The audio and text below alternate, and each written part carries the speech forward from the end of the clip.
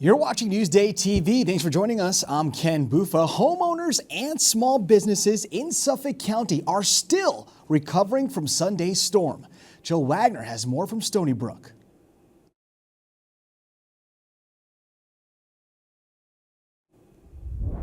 Port Jefferson's Theater 3 is also left with major damage from the storm.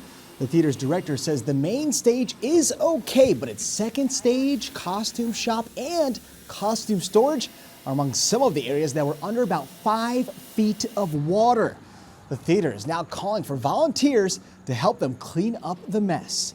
Now you can read more about the storm's aftermath. Go to Newsday.com, click Get More below the Newsday TV video box.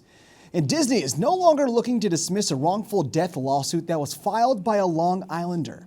Plainview's Jeffrey Piccolo filed the lawsuit after his wife died from an allergic reaction after eating at Disney Springs. Now, Disney then argued that Piccolo cannot sue them because of the contract he signed when subscribing to Disney Plus.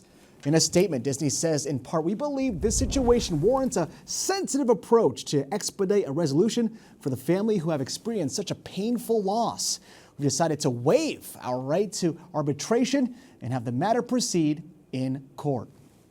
And the DNC is underway with a big lineup for tonight. Sherry Einhorn caught up with some of Long Island's Democratic representatives in Chicago.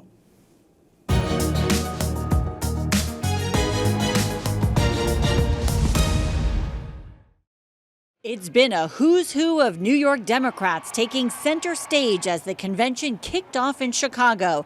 Governor Kathy Hochul, Congresswoman AOC, and former Secretary of State, Senator and First Lady Hillary Clinton encouraging and endorsing the nomination of Vice President Kamala Harris because of what they say she'll do for the state and the island. People on Long Island want someone who understands their concerns, who are going to fight for the things that would make their lives better and make their families stronger. We need more affordable housing. We need more investments in infrastructure and transportation. We need better jobs. We need a better education system. All those are the priorities of the Harris-Walz ticket and the priorities of the Democratic Party. Democrats looking to build on the energy and excitement surrounding the convention. So how do they do that? You got to keep on working, and you got to talk to the people about what the people care about. And right now, people are concerned about the cost of living. They're concerned about the border. They're concerned about what are you going to do to affect my life. And the more we do that, the more likely we're going to win. Another key strategy, according to State Democratic Committee Chairman Jay Jacobs, stop the negativity. I think the tone of the Democratic Party is one to bring the country together, to bring down the temperature, to stop all the bitterness and the recriminations and all of that you heard in the Republican convention and that Donald Trump constantly talks about. Lots more big names scheduled to speak tonight. We have former President Barack Obama, former First Lady Michelle Obama, Vice President Kamala Harris's husband, and Senate Majority Leader Chuck Schumer. In Chicago, I'm Sherry Einhorn for Newsday TV. Now to read more from our team in Chicago, go to Newsday.com, click Get More, well, the Newsday TV video box. The Sonoma Riches School District Superintendent has resigned. Documents show Ronald Macera has gotten a payout of roughly $280,000. Now, the district did not say why he resigned. The 57-year-old has been in the role since 2019. The district's assistant superintendent will be stepping in as interim. And Nassau Community College has secured a food vendor just in time for the fall semester. Now, the college's last dining provider abruptly left in the spring, which also caused the campus Starbucks to close. Since then, students and staff use food trucks for their meals. The college says it's also working to bring back Starbucks. And there's a big debate on the East End over plans to build resorts on farmland. Virginia Huey has a story you'll see only in Newsday. I love it. Love it. Rose Andrews' livelihood and legacy are rooted in her family's farm in Wading River. You got to really love it to farm because you're not in it for the money. You're in it because you love it. Part of the sixth generation of Andrews who worked the land at Andrews Family Farm on Sound Avenue, Rose is hoping to one day pass down the family farm to a seventh generation. Her first baby is due any day now.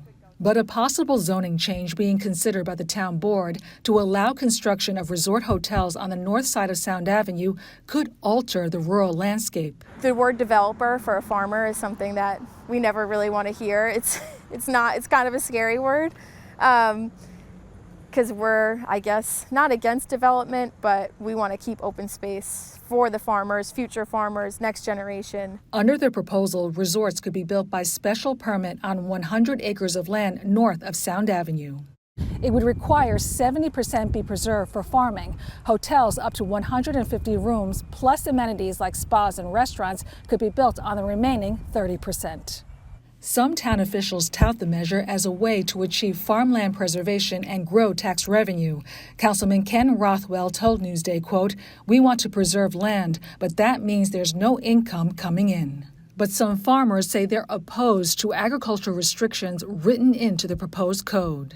Have a real issue with them telling us what to farm out there. Phil Schmidt is a third-generation farmer at Schmidt's Farm Stand in Riverhead and leads the town's Agricultural Advisory Committee. He says the restrictions, which include a requirement that farming be dependent on the use of agricultural soils, would mean they can't use greenhouses or hydroponics. Food safety, big issue. Growing indoors may be something that we're going to be forced to do. I don't know. But yet they're going to say, oh, no, you can't do that.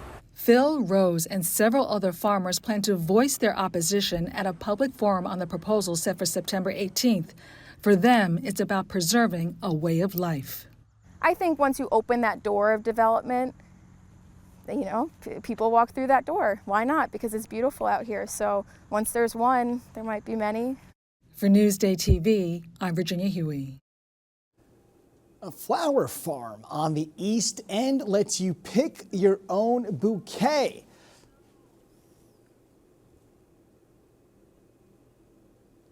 Now, to read more about this story, go to Newsday.com, click Get More below the Newsday TV video box.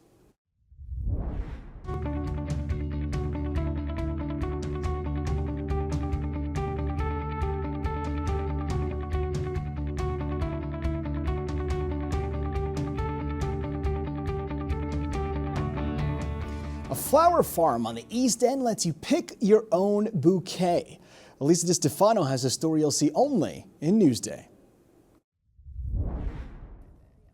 Pick flowers in a field full of vibrant varieties at Horton's Flower Farm in Riverhead. They're all really specialty cut but wildflowers, and they are all mostly annual, so they're cut and come again. So here's how this works. You get your mason jar and your scissors, and now it's out to the flower field to start picking.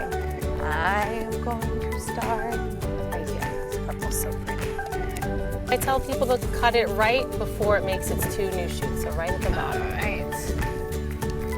Perfect. And then once you cut it, to keep the water clean, I tell them to pick off the last couple leaves, and this will just keep the water cleaner. The Gross family created this calming, intimate You Pick experience in 2021. I wasn't a farmer or flower farmer in the beginning. I'm in tech, so to be part of the land again, to be here with this and to get dirty and do all this work was like refreshing and rejuvenating.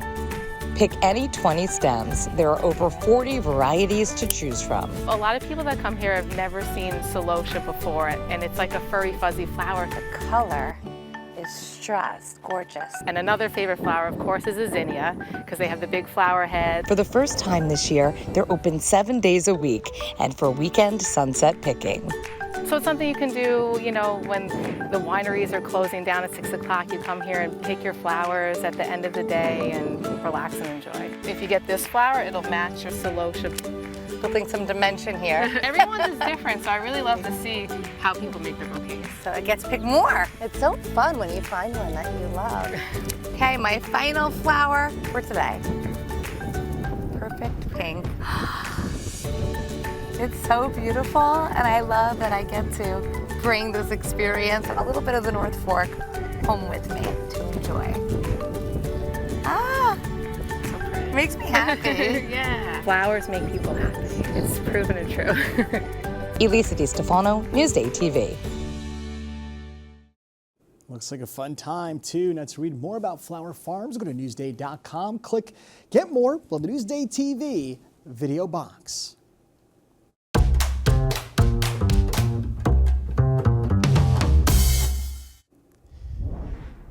Trending now, do you feel like everyone around you is using the word demure a bit more than usual? How I do my makeup for work? Very demure, very mindful. I don't come to work with... This TikTok video has more than 3.6 million views. The creator, Jules LeBron, posted the video earlier this month and is one of the biggest viral moments of the summer. Celebs like Jennifer Lopez and Penn Badgley got in on the trend, and so did the White House. Here's the Instagram post saying, quote, canceling the student debt of nearly 5 million Americans through various actions, very mindful, very demure. And the fact that my producer put the story in here, very mindful, very demure. All right, now let's take a look at your Long Island weather. And the good news is the rain is finally behind us. You can see tonight it's partly cloudy, and tomorrow mostly sunny skies with temps in the low 70s. Have you been outside today? It was gorgeous. Now take a closer look at tomorrow. We still have some really great weather, temps in the high 60s, if not low 70s, again with some sun overhead. In the 7-day forecast, no more rain, folks, just nice clear skies, and those low points, ooh, it's giving fall.